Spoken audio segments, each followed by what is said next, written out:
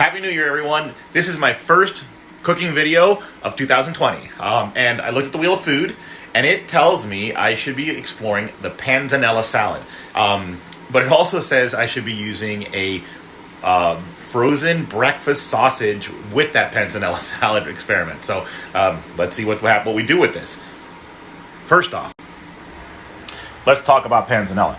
So basically, a Panzanella salad is a bread salad. So no matter what, you're going to have bread in it, and you're going to make some kind of a vinaigrette. So you can make the most basic vinaigrette, olive oil and vinegar, or you can make a Dijonette, where you use Dijon to help emulsify that. Then, of course, you can add anything else you want to your vinaigrette. Use any kind of oils, any kind of vinegars, lots and lots of variety. I'm going to start with a nice basic one for my first experiment here.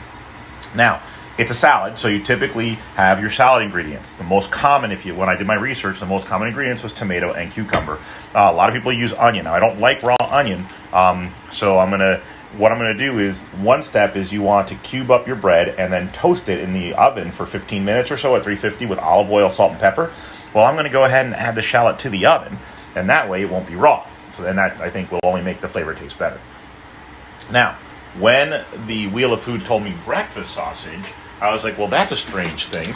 So I'm going to go ahead and make a Panzanella salad with breakfast sausage. But next, I'm also going to try to do, I thought about it, and I'm like, well, it's kind of like a French toast. And so what if I took some fruit, maybe some blueberries and a Bosc pear, and then for my acid, instead of making a champagne vinaigrette, I do a lime vinaigrette and maybe use syrup in that vinaigrette for some sweetness. So it'll be a sweet vinaigrette, and then make a sweet vinaigrette berry French toast salad.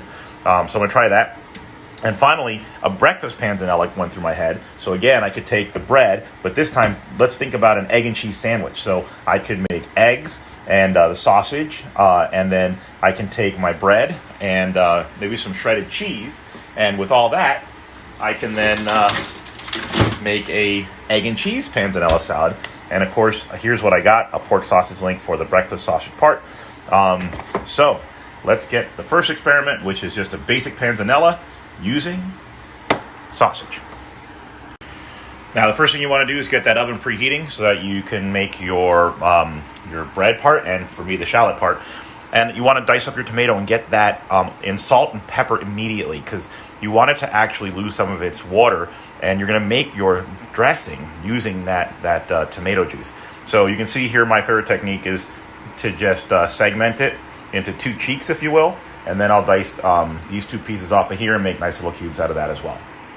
Once you get the cheeks off, then you can cut right down the sides to get two more little pieces, and then you can even cut off all of this, and the only waste you have is that little bitty part there.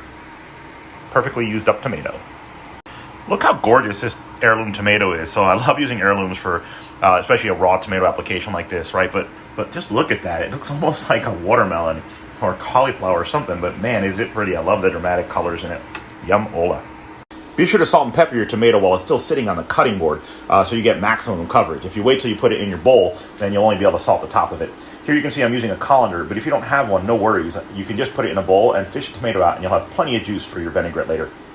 My shallot's all minced up, and remember, I like to do it on a separate cutting board so that it doesn't make my regular cutting board taste like onion or garlic or chili peppers. So I use an aromatic board for that. But all diced up, and on it, here it goes.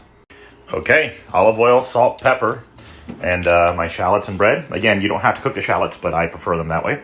Into the oven at 350 degrees for 15 minutes, and the bread part is done. I purposefully got a very big shallot because I wanted to only use half of it and then use this half for my other experiments this week. So, boom. I've diced up the cucumber now, and you can see I salt and peppered it as well. I'm going to throw that into a bowl, and I'm going to actually put a little vinegar on there as well, and I'll let it just kind of get a quick pickle on there as we wait for the bread and tomatoes to drain. The bread is out of the oven. You can choose any size you want. I chose little this time. I've usually made it big, but I'm kind of loving it little. I think this is going to be my favorite way now. I tasted these little guys, and oh my God, the perfect crunch, and every one of them has that shallot taste in them, so this is a great idea. Listen to the crunch on this Panzanella bread. Anyway, tomatoes are ready. You can see, I'm going to put them here on top of my cucumbers for now, but you can see we've got some liquid for our salad dressing. Time to make the dressing. Okay, so we've got the oil, the vinegar, the Dijon mustard, I put a little basil in. If you have fresh, chiffonade some of that in there. If not, then some dried basil, just because basil and tomato love each other. And the champagne vinegar, my favorite vinegar. And time to whisk it up. Now, if you have any fat from cooking your breakfast meat, my sausage ended up running very little fat. So if you have any, you can put it right in the dressing as well and boost the flavor that way. I didn't mention it, but there's also obviously salt and pepper in the salad dressing. It always needs that. I really talk about salt and pepper. I put it on pretty much every layer to make sure that the flavor is there. And now the dressing is ready. Time to add in my bread, my shallots. I'm going to add in my diced up sausage, which I cooked just according to package directions.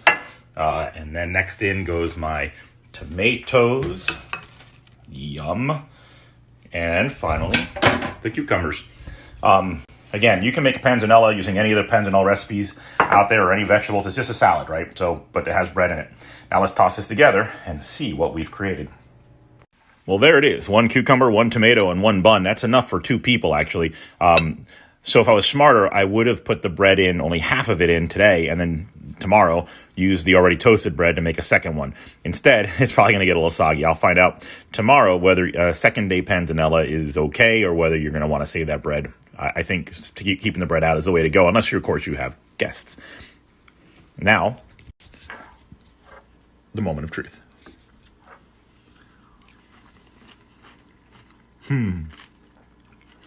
This is so yummy. The bread is so good because of that shallot in there. And then cucumber tomato salad has always been my favorite. I don't like lettuce, so using bread instead of lettuce is really kind of exciting to me. But yeah, doing the shallot with the bread I think was a genius accident or invention, whatever you want to call it. And everything else great. I finished with a little bit of black pepper. Oh, and the whole point of this is the sausage. So the sausage has a little bit of sweetness to it.